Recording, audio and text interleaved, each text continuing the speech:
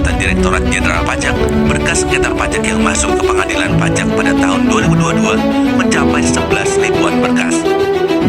Dari pengajuan itu, lebih dari 9.000 sengketa dikabulkan dan dikabulkan sebagian, sementara lebih dari 4.000 berkas ditolak pengadilan pajak.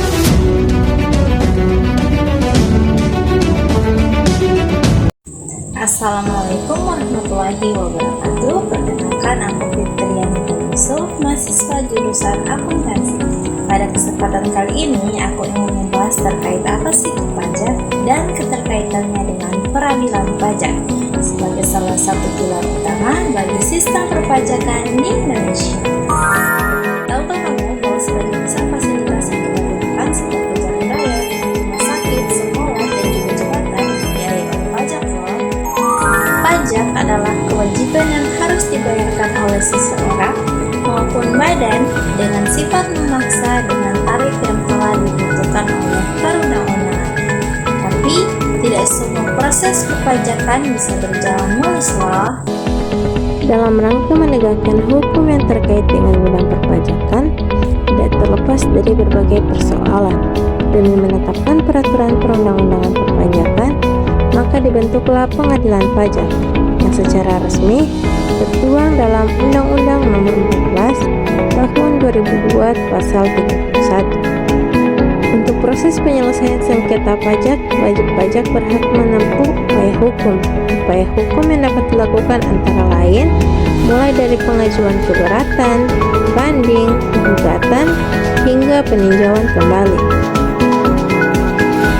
Upaya hukum yang dapat dilakukan dalam proses sengketa pajak yaitu hanya peradilan tingkat 1 dalam proses pengajuan keberatan, banding, dan gugatan.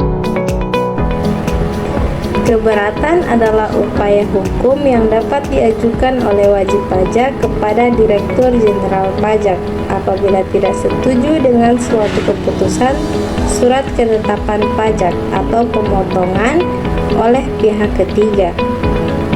Jadi, keberatan masih diajukan ke otoritas pajak, bukan langsung ke pengadilan. Banding adalah upaya hukum yang dapat diajukan oleh wajib pajak atau penanggung jawab pajak kepada pengadilan pajak apabila tidak puas dengan keputusan keberatan atau dikeluarkannya DJP. Sedangkan untuk gugatan adalah upaya hukum yang dapat diajukan oleh wajib pajak atau penanggung jawab pajak langsung ke pengadilan pajak terhadap pelaksanaan penagihan pajak, keputusan yang berkaitan dengan pelaksanaan undang-undang perpajakan, atau tindakan pejabat yang dianggap merugikan hak wajib pajak. Upaya hukum yang dapat dilakukan dalam proses sengketa pajak yaitu hanya peradilan tingkat 1 dalam proses pengajuan keberatan, banding, dan gugatan. Sementara upaya hukum lanjutan di Mahkamah Agung hanya berupa peninjauan kembali tanpa adanya upaya kasasi.